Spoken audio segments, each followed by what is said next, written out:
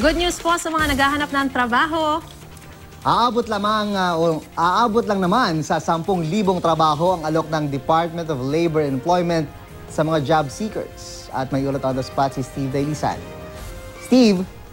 June Marie, nasa 10,500 plus na mga trabaho ang naghihintay ngayon para dun sa mga job seeker.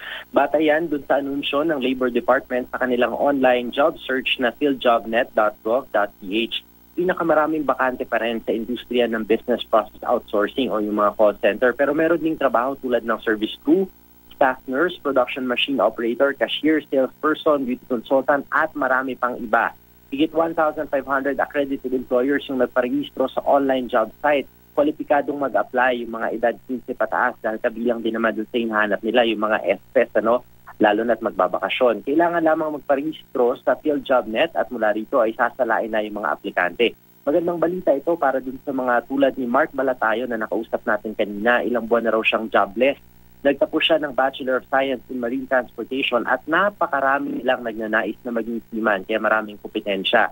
Nagtatrabaho siya ngayon sa utility department ng isang maritime company pero 2 araw lang sa isang linggo yung kanyang pasok at wala pang sweldo kaya naghahanap daw siya ng mapapasukan. Hindi naman daw siya mapili lalo na sa panahon ngayon na napakahirap din namang maghanap ng trabaho. Pinakausap nating high school graduate naman na si Melody Gatbunton, nakailang lipat na siya ng trabaho bilang service crew. Apektado raw kasi siya ng end of contract kaya jobless siya ngayon.